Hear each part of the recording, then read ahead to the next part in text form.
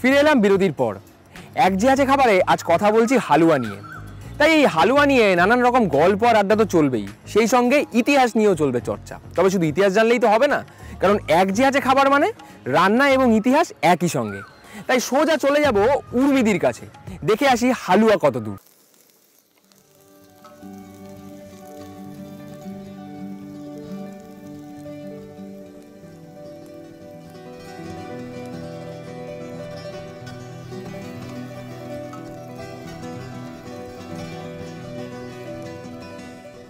এবার এগুলো একটা জায়গায় ঢেলে নেব।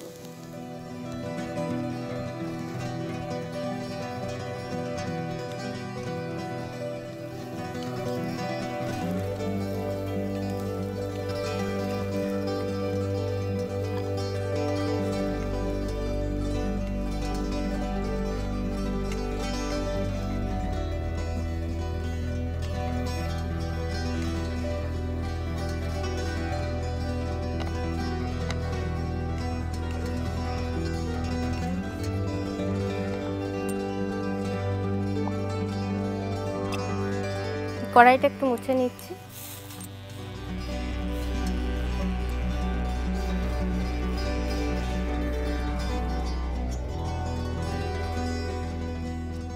এবার এই সুজিটা আমি এই শুকনো খোলায় দিয়ে দেব।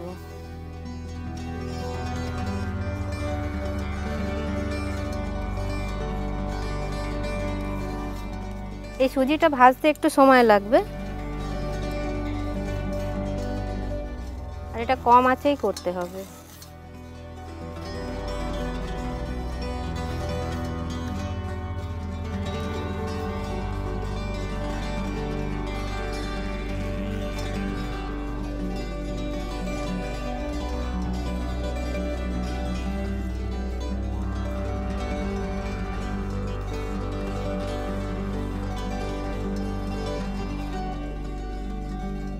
সুজিটা একটু নাড়তে হবে, তা না হলে নিচটা লেগে যেতে পারে।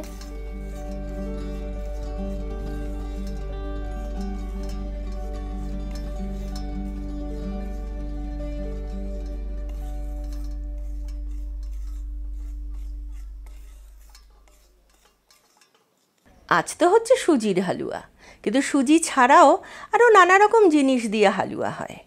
যেমন শীতকালে কড়াইশুঁটি ওঠে, তখন কড়াইশুঁটি কাঁচা অবস্থায় বেটে নিয়ে ঘিয়ে ভেজে চিনির শিরা দিয়ে ভালো করে রসিয়ে কষিয়ে এবং শুকনো ফলফলাদি দিয়ে যখন কড়াইশুঁটির হালুয়া হয়, সেইটা একটা অন্যরকম হয়। আবার শীতকালের কথাই যখন উঠলো, সবুজ হালুয়া, তারপরে গাজরের হালুয়া, সে তো একেবারে প্রিয় এবং পরিচিত। গাজরকে কুড়িয়ে নিয়ে অনেকে দুধের সঙ্গে একসঙ্গে ভাপিয়ে নেন, তারপরে ঘিয়ে ভালো করে ভেজে চিনির শিরায় দিয়ে একেবারে শুকনো শুকনোও করতে পারেন বা একটু নরম করেও করা যায়। সেখানে পড়ে চেরি, কিশমিশ, কাজু, মানে হালুয়া মানেই শুকনো ফলের বেশ রমরমা। এছাড়া নানা রকম ডাল দিয়ে, যেমন মুগ ডাল দিয়ে, ছোলার ডাল দিয়ে ভালো করে সেদ্ধ করে নিয়ে তার মধ্যে ওই চিনি দিয়ে ঘি দিয়ে একই রকমভাবে হালুয়া করা যায়। তবে যদি স্বাস্থ্যের কথা ভাবতে চান, তবে চিনির বদলে গুড় দিয়ে করলেও সেও যথেষ্ট ভালো হবে এবং স্বাস্থ্যকরও হবে। তাই বলা যেতেই পারে হালুয়াকে নিজের মতো করে বিভিন্নভাবে তার স্বাদ নেওয়া যায়।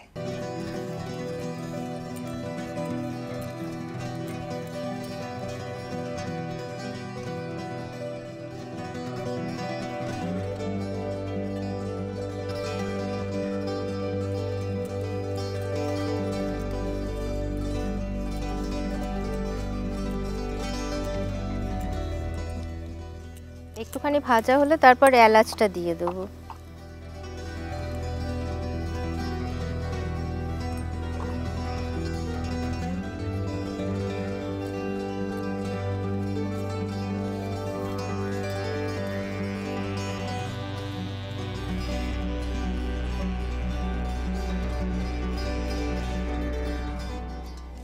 এই যে এবারে রংটা একটু একটু পাল্টাচ্ছে আর একটা গন্ধও আসবে।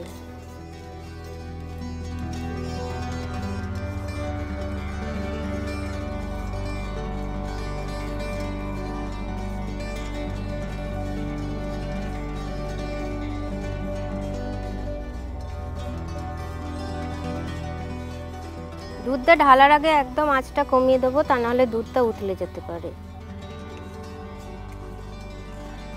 আমার ভাজা হয়ে এসছে, এবার আমি দুধটা দেব। আমি আগে আঁচটা কমিয়ে নেব। আর দুধের একটা মাপ আছে, যতটা সুজি তার 4 গুণ দুধ।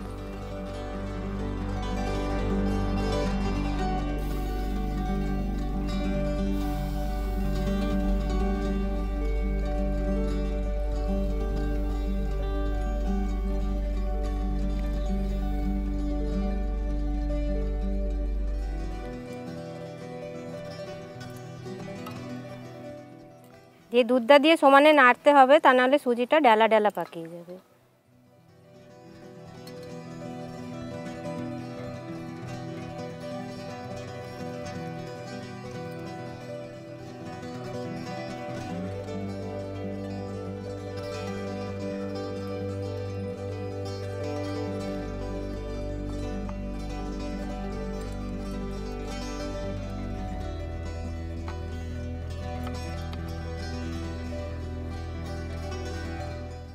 দিদির এই হালুয়া তৈরি করা দেখতে দেখতে আমার একটা কথা মনে পড়ে গেল। অনেকেই মনে করেন এই হালুয়া আর মোহনভোগ বোধহয় আলাদা কোনো খাবার, কিন্তু না, এই হালুয়া আর মোহনভোগ আসলে একই খাবার। আর এর পিছনেও রয়েছে এক ইতিহাস। বাঙালির হেসেলে হালুয়া বেশ কয়েকশো বছর ধরে জায়গা করে নিলেও 30-40 দশকের দিকে হালুয়া পরিচিত ছিল মোহনভোগ নামেই। আর এর উল্লেখ পাওয়া যায় সেই সময়ের লেখা একাধিক গল্প উপন্যাসে। এমনকি বহুল জনপ্রিয় সিনেমা পথের পাঁচালীতেও হরহর সর্বজয়কে লুচি আর মোহনভোগ খাবার কথা বলছেন। তবে এই নামের ব্যাখ্যা দিয়ে একাধিক খাদ্য অনুরাগীর দাবি, যেহেতু এই বিশেষ স্বাদের মিষ্টি ভগবান শ্রীকৃষ্ণকে ভোগ প্রসাদে অর্পণ করা হতো, তাই কৃষ্ণের আরেক নাম মোহন থেকেই এই খাবারের নাম হয়ে ওঠে মোহনভোগ। তাহলে এবার থেকে যদি প্রশ্ন ওঠে হালুয়া আর মোহনভোগ কি এক, নিঃসন্দেহে বলতে পারবেন হ্যাঁ, হালুয়া আর মোহনভোগ আসলে একই খাবার। এইরকমই ইতিহাস এবং গল্পের চর্চা তো হবেই, তবে এখন একবার উর্মিদির কাছে যেতেই হবে, কারণ সেইখানে তৈরি হচ্ছে সুস্বাদু হালুয়া।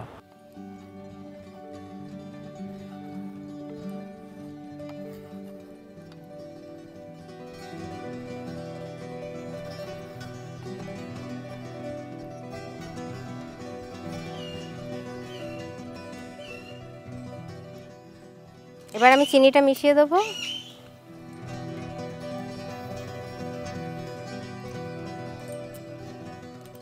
দিয়ে নাড়বো।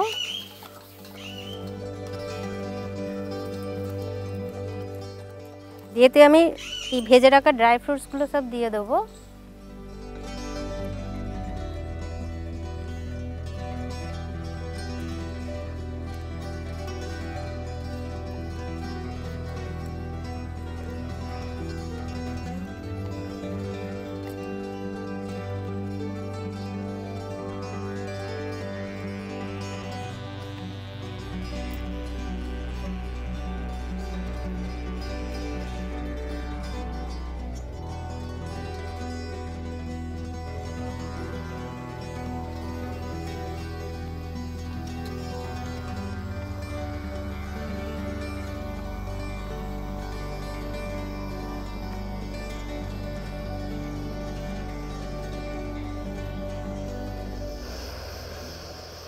একটুখানি আঁচটা বাড়িয়ে দিলাম, দুধটা ফুটে যাক।